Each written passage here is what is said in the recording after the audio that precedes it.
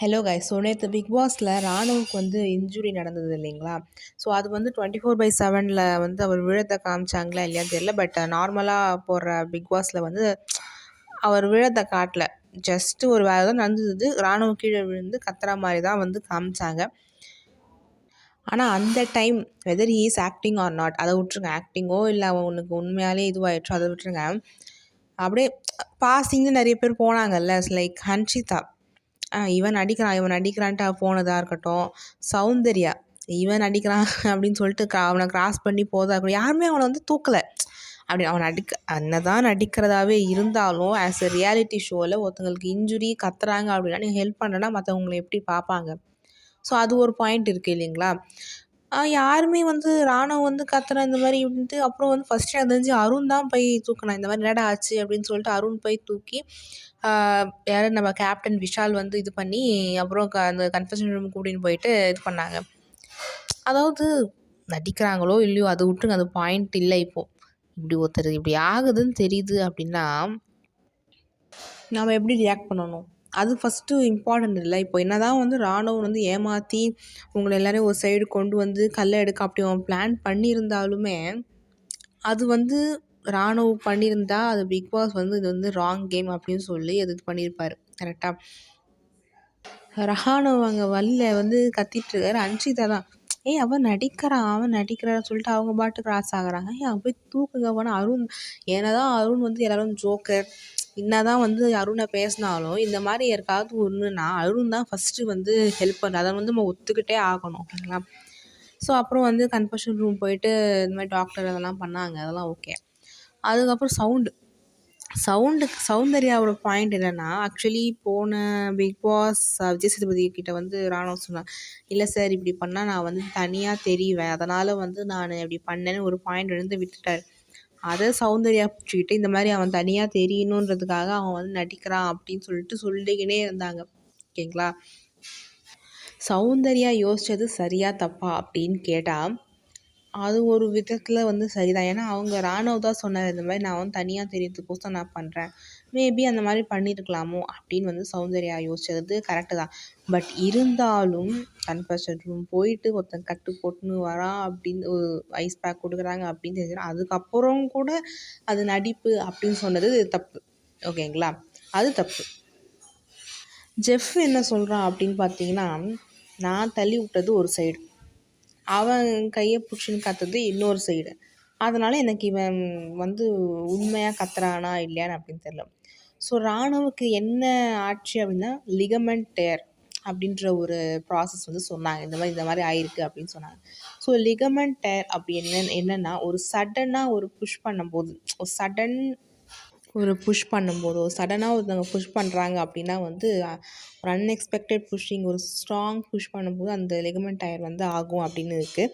அது ligament tyre அப்படின்னா என்னென்னா ஒரு ஸ்ட்ராங் கனெக்டிவ் டிஷ்யூ, அது வந்து நம்ம போனை வந்து கனெக்ட் பண்ணுற ஒரு டிஷ்யூ. ஸோ அதில் வந்து ராணுவுக்கு வந்து அடிபட்டிருக்கு அப்படின்னு சொல்லியிருக்காங்க. அது கையில் அவர் கட்டும் போட்டிருக்காரு. இதுமாதிரி 3 days வந்து அவர் அந்த கையை வந்து ஷேக் பண்ணக்கூடாது அப்படின்னு சொன்னார். ஆனால் ராணுவ் எடுத்துக்கிட்டோம் அப்படின்னா அவர் பிக் பாஸ் கிட்ட பேசினபோது ஒரு ஃபேஸே வந்து ரொம்ப மாறிடுச்சு. ரொம்ப என்ன சொல்கிறது, அழகிற நிலைமைக்கு போய்கிட்டு இந்த மாதிரி என்னால் இந்த கேம் விளையாட முடியாது அப்படின்னு. ஏன்னா வந்து ராணுவுக்கு அந்த கேம் வந்து ரொம்ப பிடிச்சிருந்ததோ என்னன்னு தெரியல, இல்லை நல்லா விளையாடலான்னு நினச்சிருப்பாரு, அவரோட பெஸ்ட்டை கொடுத்துருக்கலான்னு நினச்சிருப்பாரு. ஸோ அப்போ வந்து இந்த மாதிரி ஆனது ராணுவுக்கு ரொம்ப கஷ்டமாயிடுச்சு.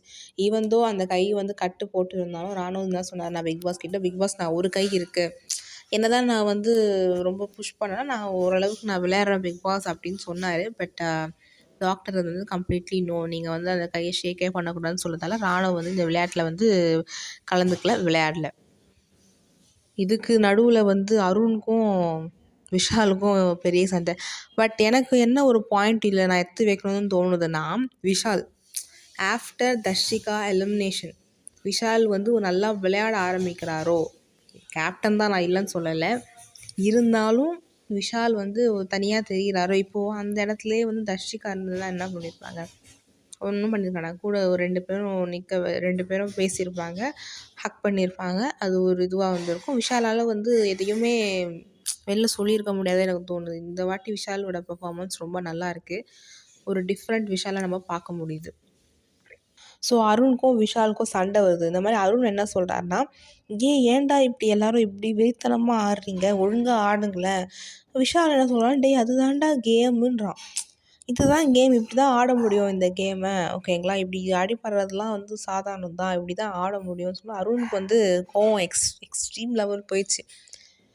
இவன் யார் விஷால் என்ன சொல்லிட்டாருன்னா, நீ எதுக்கு ஜெஃப்ரியெல்லாம் திட்டுற, ஏன்னா வந்து இதுதான் கேமுன்னு சொல்லும்போது அருண், நான் ஜெஃப்ரியை திட்டல, நான் வந்து என்ன சொல்கிறேன்னா, ஏன் இவ்வளோ வந்து இப்படி ஆடுறீங்க, ஆக்ரோஷமாக ஆடுறீங்க தான் நான் கேட்குறேன். 2 பேரும் சண்டை சும்மா பயங்கரமாக போட்டாங்க. இதுக்கப்புறம் சண்டை முடிஞ்சதுக்கப்புறம் என்ன ஆச்சுன்னா, அருண் விஷால் கிட்ட, இந்த மாதிரிலாம் நம்ம சண்டை போட்டோம்னா ஆச்சு இல்லைடா அப்படின்னு சொல்லி லவ் யூடான்னு சொல்லிட்டு இது பண்ணி சமாதானம் ஆனாங்க. அப்போ சௌந்தர்யா, அடேங்கப்பா போங்கடா டே அப்படி சொல்லி சௌந்தர்யா போனது சிரிப்பாக இருந்தது. அப்புறம் லிவிங் ஏரியாவில் உட்காந்து இந்த மாதிரி எல்லோரும் வந்து பேசுகிறாங்க. முதல்ல அன்ஷிதா வந்து என்ன சொன்னாங்கன்னா, அன்ஷிதா ரொம்ப வந்து பெயின்ஃபுல்லாகிட்டாங்க. என்னென்னா, இவனுக்கு உண்மையிலே இப்படி கை வந்து இப்படி ஆயிருக்கு, நான் வந்து அவன் நடிக்கிறான் அப்படின்னு சொன்னது ரொம்ப பெரிய பாவம், நான் அப்படி பண்ணியிருக்கக்கூடாதுனாலும் ரொம்ப சாரி அப்படின்னு சொன்னாங்க. அப்புறம் பவித்ரா தான் ஃபஸ்ட்டு சாரி கேட்டாங்க. இந்த மாதிரி நானும் அப்படி நினச்சிட்டேன், ஸோ சாரி அப்படின்னு கேட்டாங்க. அதுக்கப்புறம் மஞ்சுரி வச்ச பாயிண்ட் வந்து எப்படி சொல்கிறது, நல்லா இருந்துச்சு. என்னென்னா வந்து மஞ்சுரி என்ன சொன்னாங்கன்னா, இது வந்து இப்படி ஒருத்தவங்க நடக்குது அப்படின்னு தெரிஞ்சுதுன்னா, இனிமேல் இப்படி யாருக்காவது நடக்குது அப்படின்னா, இந்த மாதிரி யாராச்சும் பேசாமல் இருக்கலாம், நடிக்கிறாங்க அப்படின்னு பேசாமல் இருந்தாலே அது வந்து நல்லாயிருக்கும் அப்படின்னு சொல்லும்போது சௌந்தர்யாவுக்கும் அன்ஷிதாவுக்கும் வந்து காண்டாயிடுச்சு. அப்போ எங்கள் சாரி வந்து இங்கே எடுபடலையா அப்படின்னு கேட்குறாங்க. இல்லை நாங்கள் அப்படி சொல்லலை, இந்த மாதிரி பேசாமல் இருக்கிறது நல்லது அப்படின்னு சொல்லி மஞ்சுரி சொன்னாங்க. சவுண்டு தான் அல்டிமேட்டு. நான் அவன்கிட்ட சாரி கேட்கல, எனக்கு இன்னும் அவன் வந்து நடிக்கிறான் அப்படி தான் தோணுது அப்படி வந்து சவுண்டு வந்து ஒரு பாயிண்டில் வச்சுருக்காங்க. ஆனால் அன்ஷிதா தாங்க ரொம்ப வார்த்தையை விட்டாங்க. இந்த மாதிரி சாட்டர்டே எபிசோடில் பார்க்கலாம், அவன் என்ன ஆக்டிங் அப்போ தெரிஞ்சிடும் அப்படி இப்படின்னு சொல்லிட்டாங்க. பட் அவங்க மனசார சாரி கேட்டாங்க. ஸோ அதுமாதிரி ராணு வந்து கன்ஃபெஷன் ரூம் போயிட்டு இந்த மாதிரி கையில் ஐஸ் பேக் வைக்கணும் அப்படின்னு சொல்லும்போது வந்து பெட்ரூமில் உட்காரும்போது எல்லோரும் போய் பார்த்தாங்கிறான். ஜெஃப்ரி என்ன அவனும் ஹாஸ்பிட்டலில் அட்மிட் ஆகிருக்கான், அவனை சும்மா போய் பார்த்தா அவனே வருவான் விடுங்க, ஏன்னா வந்து அதை பெருசாக யாரும் சீரியஸாக எடுத்துக்கல, ஒன்றா இருக்காது அவனுக்கு அப்படின்னு நினச்சிருந்தாங்க. பட் கையில் கட்டு போட்டு அதை பார்த்தோன்னே எல்லாருக்கும் ஆடி போயிடுச்சு.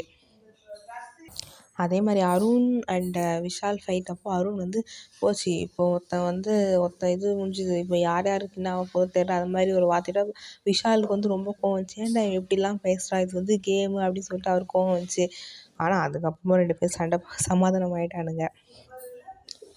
ஓகே கைஸ், லெட்ஸ் சி இந்த வாட்டி யார் எலிமினேட் ஆவாங்க தெரில. மேபி ராணவ் இல்லைனா ரஞ்சித் சாரில் யாராவது எலிமினேட் ஆவாங்கன்னு நினைக்கிறேன். உங்கள் கருத்துக்கள் கமெண்ட் செக்ஷனில் ஷேர் பண்ணுங்கள்.